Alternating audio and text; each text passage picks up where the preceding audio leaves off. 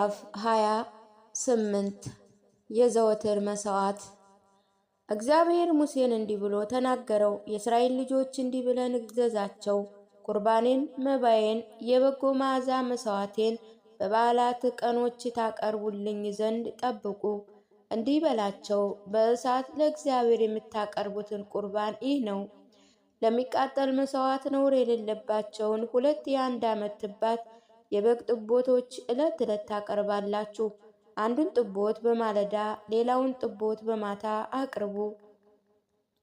ለእህሉ ቁርባን የኢን መስፈሪያ 4ኛ እጅ በሆነ ተወቅጦ በተለጠለጠ ዘይት የተለወሰ የኢን መስፈሪያ 10ኛ እጅ መልካም ዱቄት ታቀርባላችሁ።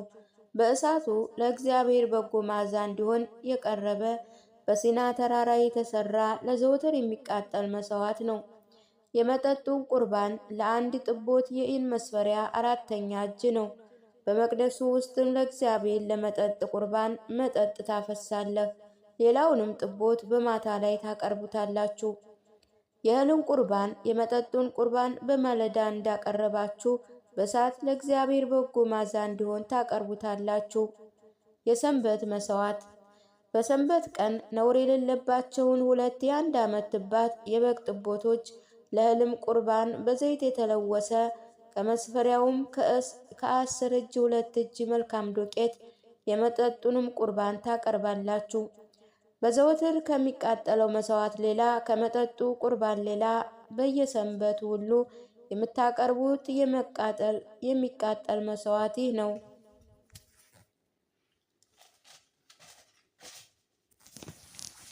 የመባቻ የሚቀርብ መሥዋዕት። በወሩ መባቻ ለእግዚአብሔር የሚቃጠል መሥዋዕት ታቀርባላችሁ።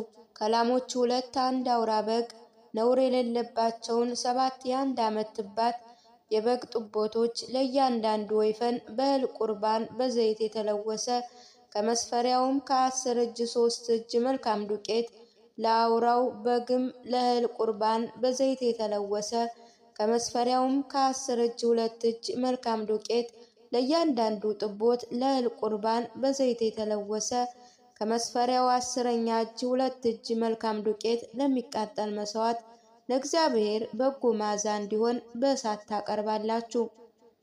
የመጠጡን ቁርባናቸውን ለአንድ ወይፈን የኢን ግማሽ ለአውራው በግም የኢን ሱይሶ ለአንድ ጥቦት የኢን 4ኛ እጅ የወይን ጠጅ ይሆናል። ይህ ለዓመቱ የወር መባቻ ሁሉ የሚቃጠል መሥዋዕት ነው። ለእግዚአብሔር ስለ ኃጢአት መሥዋዕት አንድ አውራ ፍየል ታቀርባላችሁ። በዘወትር ከሚቃጠለው መሥዋዕትም ከመጠጡ ቁርባን ሌላ ይቀርባል። በፋሲካና በበዓል ነአን የሚቀርብ መሥዋዕት። በመጀመሪያ ወር ከወሩ በ14ኛ ቀን የእግዚአብሔር ፋሲካ ነው። በዚህ ወር በ15ኛ ቀን በዓል ይሆናል። 7 ቀን ቂጣ እንጀራ ትበላላችሁ። የመጀመሪያ ቀን የተቀደሰ ይሁንላችሁ። በእርሱም የተግባርን ሥራ ሁሉ አትስሩበት። በእሳት የተደረገውንም ለእግዚአብሔር የሚቃጠለውን መሥዋዕት ታቀርባላችሁ። ከላሞች 2 በሬዎች፣ 1 አውራ በግ፣ 7 የአንድ ዓመት ትባት የበግ ጥቦት ነውር የሌለባቸው ይሆኑላችሁ። የእህል ቁርባናችሁንም በዘይት የተለወሰ መልካም ዱቄት ለአንድ ወይፈን ከመስፈሪያው ከ10 እጅ 3 እጅ ለአውራውን በግ ከመስፈሪያው ከ10 እጅ 2 እጅ ለሰባቱ ጥቦቶች ለእያንዳንዱ ጥቦት ከመስፈሪያው 10ኛ እጅ ታቀርባላችሁ። ማስተሰረያ የሚሆንላቸውን ከፍየሎች 1 አውራ ፍየል ለኃጢአት መሥዋዕት ታቀርባላችሁ። ማልዶ ከሚቀርበው በዘወትር ከሚቃጠለው መሥዋዕት ሌላ እነዚህን ታቀርባላችሁ። ለእግዚአብሔር በጎ መዓዛ እንዲሆን በእሳት የሚደረገውን ቁርባን መሥዋዕትም 7 ቀን በየዕለቱ እንዲሁ ታቀርባላችሁ። በዘወትር ከሚቃጠለው መሥዋዕት ከመጠጡ ቁርባን ሌላ ይቀርባል። በ7ኛ ቀን የተቀደሰ ይሆንላችኋል። የተግባርንም ሥራ ሁሉ አትስሩበት። በበዓለ ሰዊት የሚቀርብ መሥዋዕት። በበዓለ ሰዊት ቀን በሰንበታት በዓላችሁ አዲሱን የእህል ቁርባን ለእግዚአብሔር ባቀረባችሁ ጊዜ የተቀደሰ ቀን ይሁንላችሁ። የተግባርንም ሥራ ሁሉ አትስሩበት።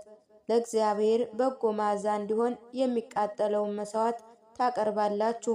ከላሞች 2 በሬዎች፣ 1 አውራ በግ፣ 7 የአንድ ዓመት ትባት የበግ ጥቦቶች ለእህል ቁርባናቸው በዘይት የተለወሰ መልካም ዱቄት ለእያንዳንዱ ወይፈን ከመስፈሪያው 10 እጅ 3 እጅ፣ ለአንዱ አውራ በግ ከመስፈሪያው ከ10 እጅ 2 እጅ፣ ለሰባቱ ጥቦቶች ለእያንዳንዱ ጥቦት ከመስፈሪያው 10ኛ እጅ ታቀርባላችሁ። ማስተሰሪያ የሚሆንላችሁን ከፍየሎች 1 አውራ ፍየል ለኃጢአት መሥዋዕትም ታቀርባላችሁ። በዘወትር ከሚቃጠለው መሥዋዕት ከእህሉ ቁርባን ሌላ እነርሱን የመጠጥ ቁርባን ታቀርባላችሁ፣ ነውርም የሌለበት ይሁን። ምዕራፍ 29 በበዓል መጥምቅ የሚቀርብ መሥዋዕት። በሰባተኛ ወር ከወሩ የመጀመሪያዋ ቀን ለእናንተ ይህች ዕለት የተቀደሰች ናት። የተግባርን ሥራ ሁሉ አትስሩባት።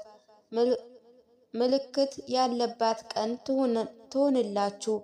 ለእግዚአብሔር በጎ መዓዛ እንዲሆን የሚቃጠለውን መሥዋዕት ከላሞች 1 በሬ፣ 1 አውራ በግ ነውር የሌለባት 7 የአንድ ዓመት ትባት የበግ ጥቦቶች ለእህል ቁርባናቸው በዘይት የተለወሰ መልካም ዱቄት ለበሬው ከመስፈሪያው 10 እጅ 3 እጅ፣ ለአውራው በግ ከመስፈሪያው ከ10 እጅ 2 እጅ፣ ለሰባቱ ጥቦቶች ለእያንዳንዱ ከመስፈሪያው 10ኛ እጅ ታቀርባላችሁ።